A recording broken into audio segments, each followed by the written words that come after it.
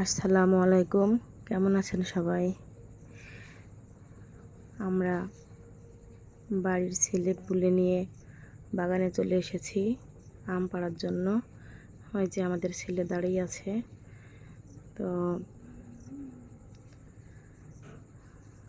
বাগানে 10-12টার মতো আম গাছ আছে, ছোট বড় মিলিয়ে। কোনো গাছেই এবার ভালো ফলন হয় নাই, একটা গাছে শুধুমাত্র আম হয়েছে। এই যে চারিদিকে দেখা যাচ্ছে ছোট বড় অনেকগুলো আম গাছ। তো এই এখন যে গাছটা দেখা যাচ্ছে এটাতে শুধুমাত্র আম হয়েছে।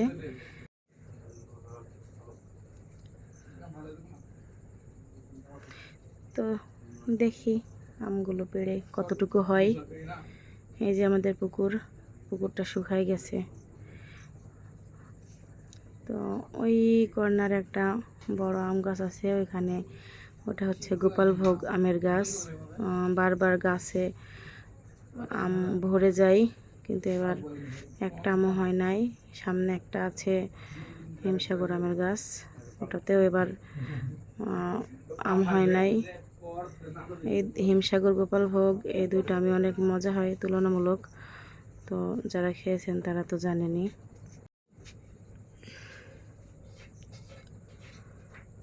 তো আম পাড়ার জন্য একটা জালি না কৌটা না কি যেন বলে, ওটা আনতে যাচ্ছি আমরা। ওটা নিয়ে এসে ছোটো ভাইকে দিতে হবে। তো যাই দেখি পাওয়া যায় কিনা। সামনের বাড়িতে আছে, ওটা আমাদের নেই। তো সামনের বাড়ি থেকে নিয়ে আসব। এই যে রাস্তার ধারে কালো কালো যে জিনিসগুলো দেখছেন, এগুলো হচ্ছে গোবর শুকিয়ে মাটির চুলায় জাল দেওয়া হবে। আমের ফলন না আসলেও কাঁঠালের ফলন মোটামুটি ভালোই হয়েছে। 4টা কাঁঠালের গাছ আছে। তো এক এক কাঁঠালের এক এক বৈশিষ্ট্য। কোনো কাঁঠাল কাঁচা তরকারি রান্না করে খেতে অনেক মজা, কোনো কাঁঠাল পাকা খেলে মজা, কোনো গাছের কাঁঠাল। তো আমি তরকারির রেসিপি অবশ্যই শেয়ার করার চেষ্টা করব, আপনারা পরবর্তী ভিডিওতে দেখতে পাবেন।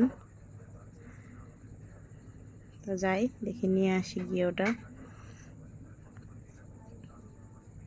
দেখতে থাকুন। এই যে আম পাড়া শুরু হয়ে গেছে, উপর থেকে ছোট ভাই আম দিচ্ছে, আমার হাজবেন্ড নিচ থেকে ধরে নিচ্ছে, সে মাটিতে ঢেলে ঢেলে রাখছে।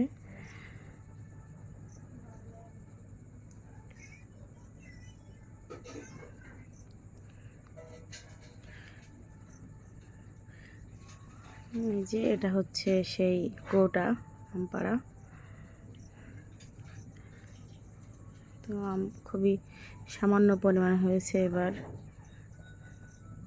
এই যে এটাই হচ্ছে জাস্ট এতটুকুই হয়েছে। আমার মেজোজা আর আমি বস্তায় ভরছি, মেজো ভাবি আর আমি। ভরা শেষ হলে আমরা বাড়িতে নিয়ে চলে যাব।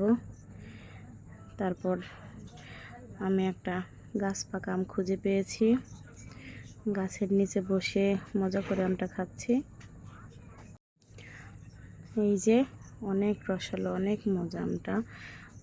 কাঁচাকালে আমটা খাওয়া যায় না, অনেক টক থাকে, বাট পাকলে খুবই রসালো, খুবই মজাদার হয়।